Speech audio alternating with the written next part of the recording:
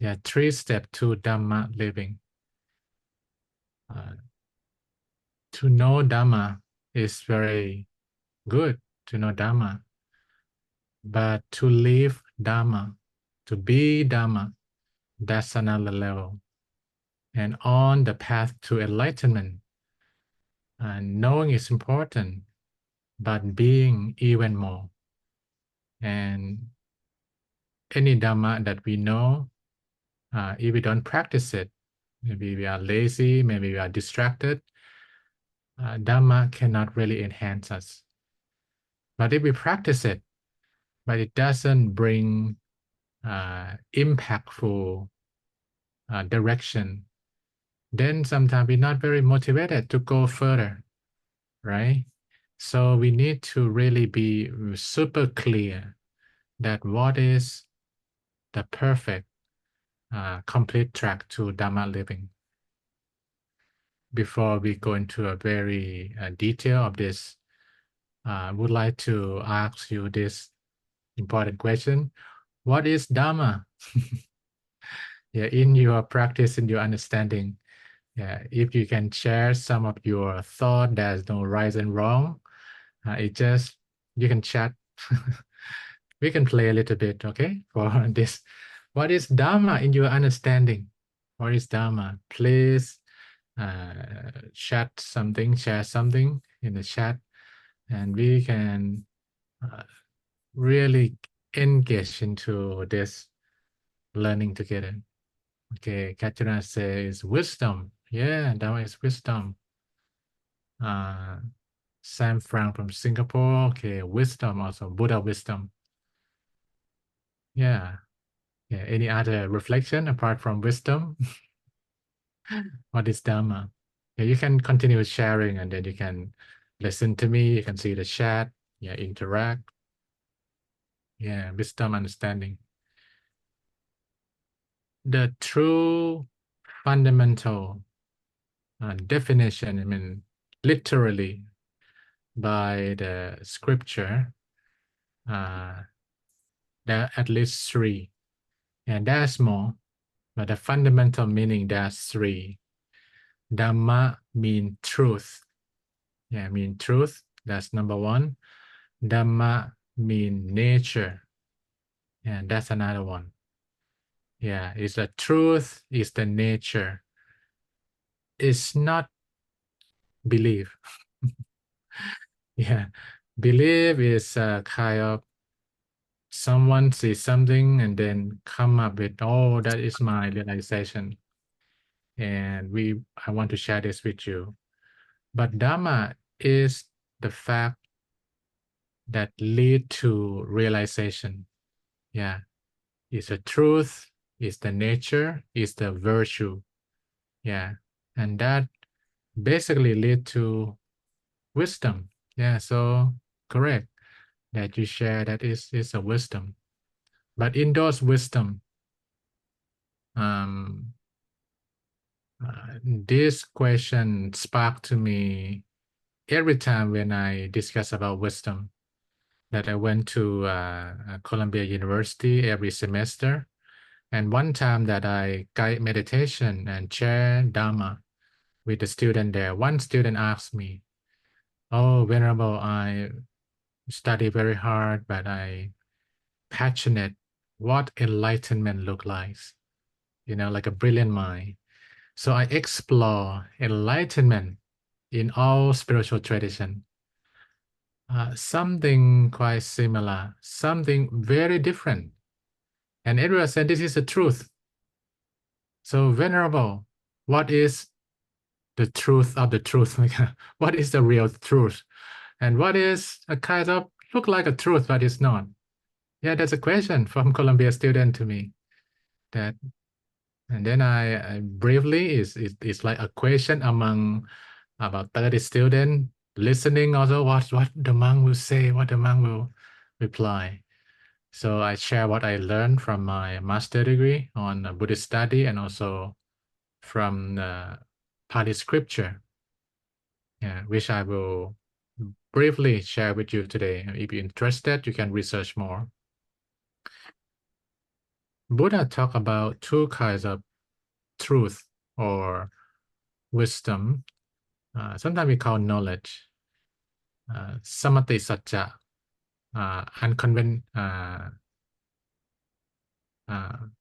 unconventional, yeah, wisdom. Sorry, conventional wisdom, yeah, and then Paramasatcha, ultimate wisdom. What is conventional wisdom?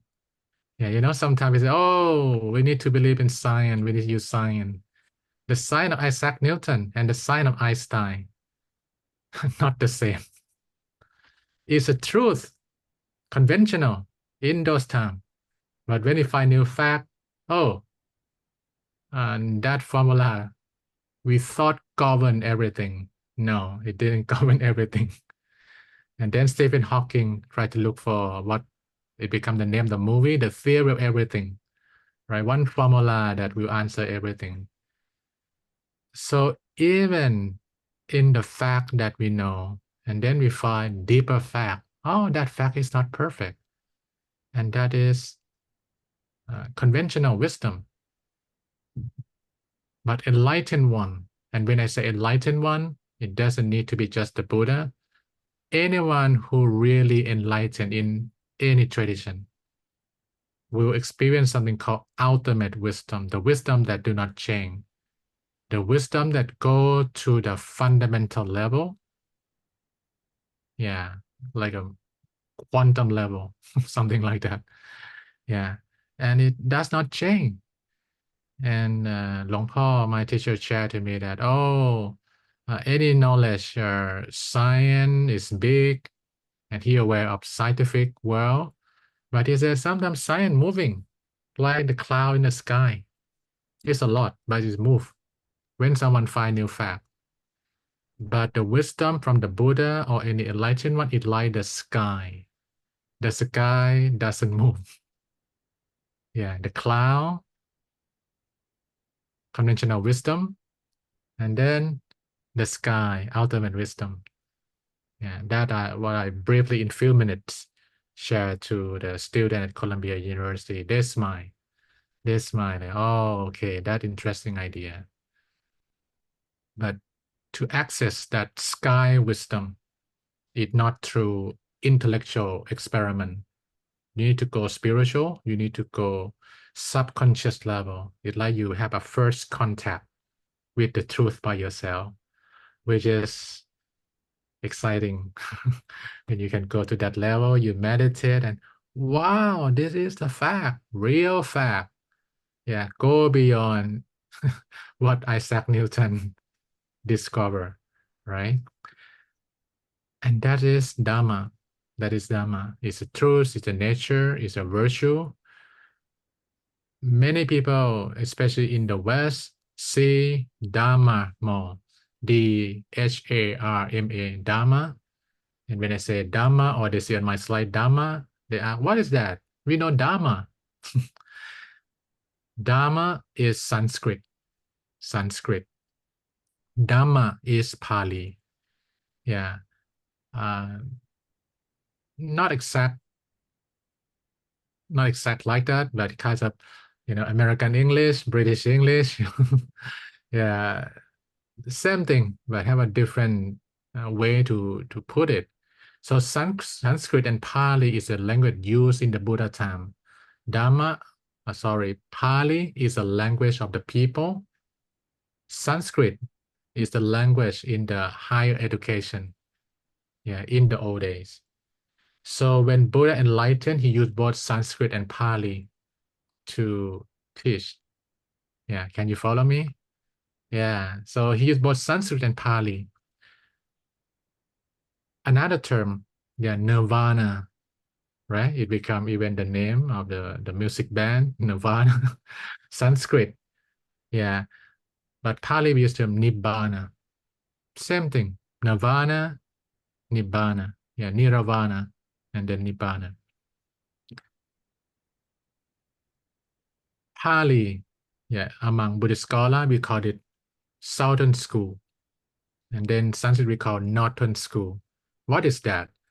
India, right? And then King Asoka, established the 9 roots of Buddha teaching. The route that go north carry Sanskrit. The route that goes south carry Pali. And from India go to Sri Lanka. Southern school, and then from Sri Lanka come to Southeast Asia, Thailand, Burma, Cambodia. So that is Southern school, Theravada. Theravada is the oldest one. It starts in that time. And then Sanskrit, more into Northern school, Mahayana, China, Mongolia, Japan, Korea, and then a bit up north, it's Vajrayana, Tibetan. Tibetan tradition come the last, but now the most popular one because of Dalai Lama. Keanu Reeves, all the Hollywood things surrounding Tibetan story. Are you clear? Northern school, Southern school. Today we go a bit deeper, and then you have answer for this fundamental question that people keep asking me a lot. What is Dhamma? What is Dhamma? And now we're gonna get into that clear step. Clear step that how we're gonna have this Dhamma living. And every time I teach, we call this the middle way method. Timeless wisdom, logical explanation, simple practice, inspiring example. We really want this to be true. So I look for the answer in the real canon Pali scripture, not from internet that we Google. And sometimes it's kind of adding personal opinion to that, and then it's kind of make the teaching not precise. So we go back to the Pali canon. What is the step that Buddha taught us from knowing to being? He taught this 3 steps to Dhamma living.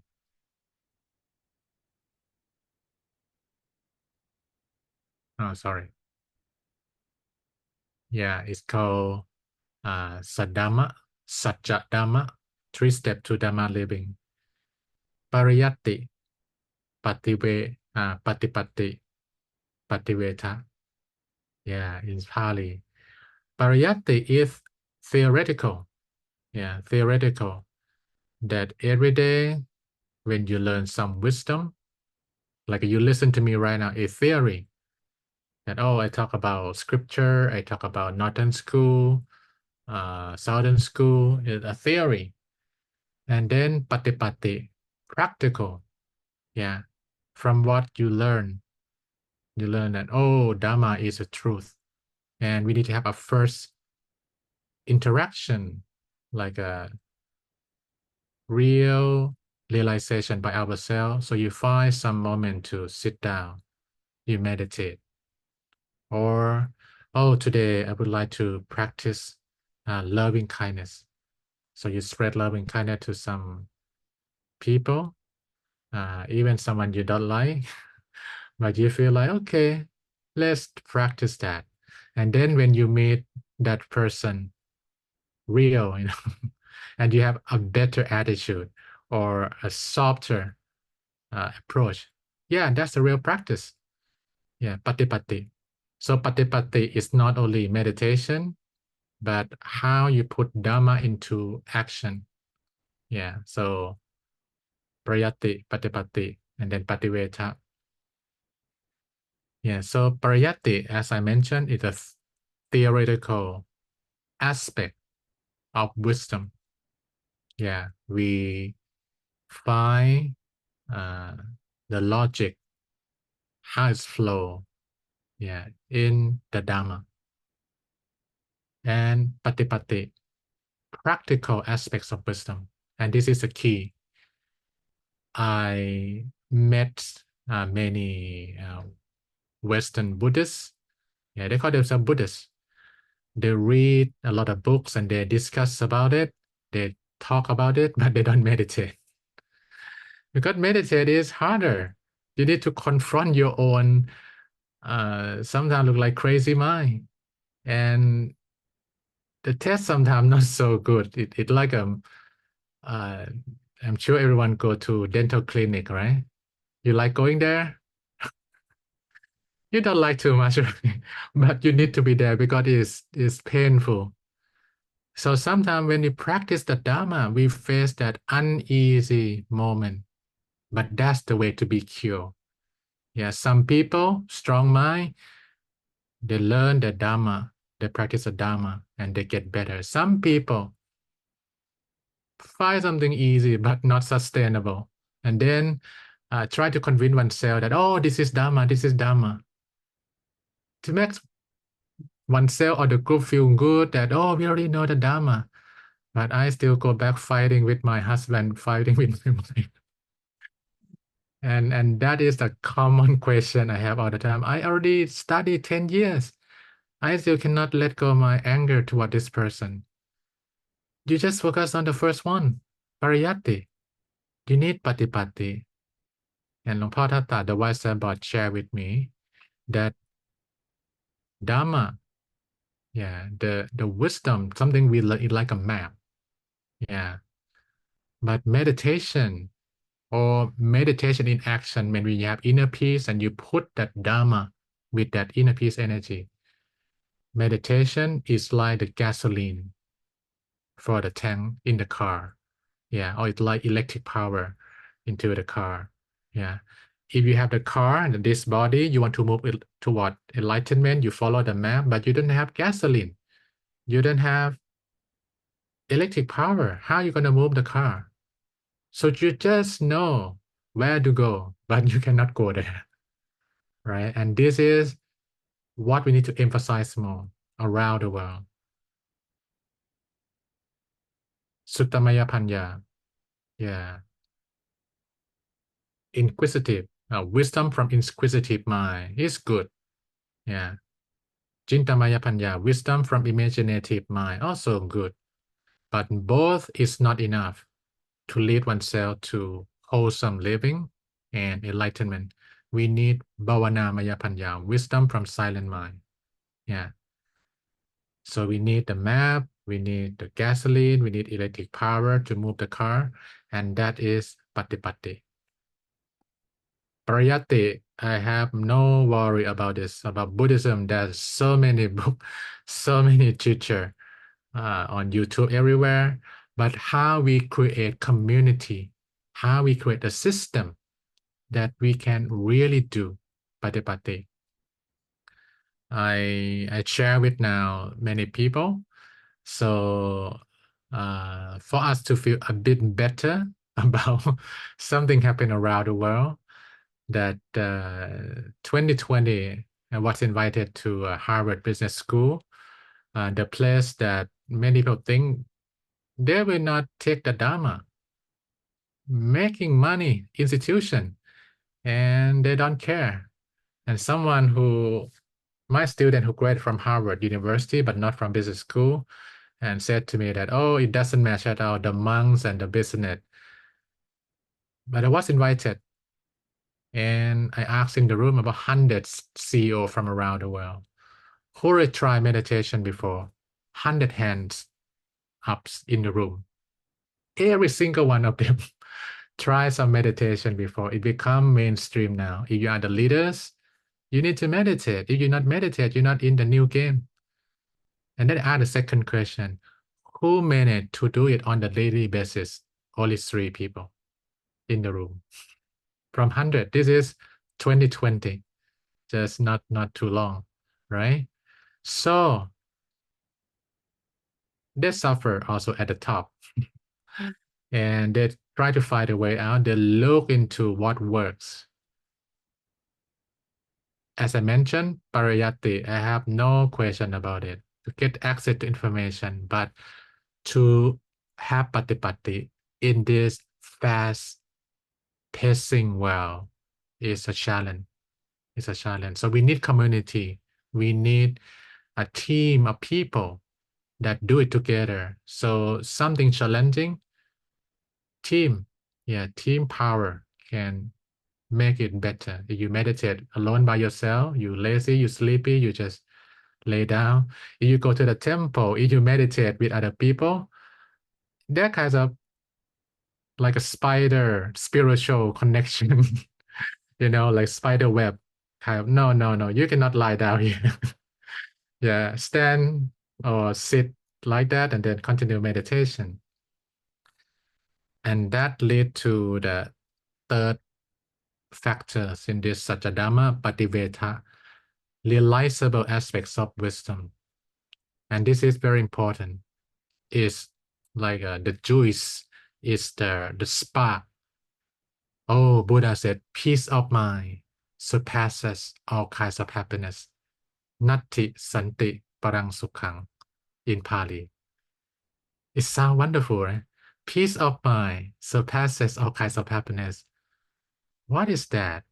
I want to travel the world. I want to be world champion. I want to be the president of the country, you know. And how come peace of mind surpass all that? Theory, you know about it, you practice, but once you get into the space and time that you feel the distinction of this, we call happiness without acquisition. Yeah. Wow. I'm just here. I just meditate. I just be who I am and then feel that goodness inside me. Already happy. And other happiness in the whole world is happen with acquisition. You need to acquire it to feel happy. Money, fame, power, that fundamental thing, and other thing also. Relationship, my husband, my son, anything that is change. When you get into the time and space, you realize that, wow, this is luminous mind. This is true happiness. And you realize it by yourself. And you feel motivated that, oh, if someone I love, they need to know this. They should live in this space and time of Pativeta. Oh, this is perfect wisdom. Interesting?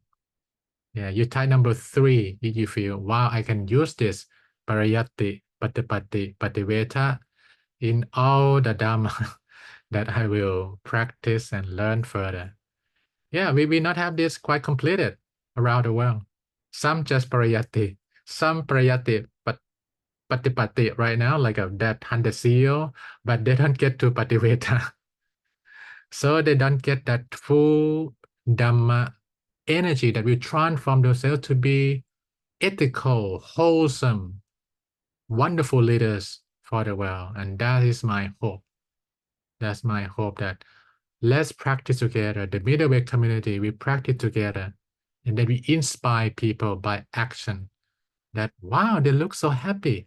They look so kind. How come in this challenging world, what they do? And then we share with them. We share with them. So that's my summary that you're going to learn meditation, you're going to learn even Abhidhamma, any Dhamma you learn. Have Pariyatti, clear, daily wisdom. Put that wisdom into some kinds of practice. Yeah, Patipatti, daily practice. And then Pativeta, when you get good energy, when you get good result, you share, you confirm with a teacher, with someone that you care for, sharing. And that could be a very useful and helpful way to learn and practice Dhamma and to share Dhamma to other people also. This 3 steps to Dhamma living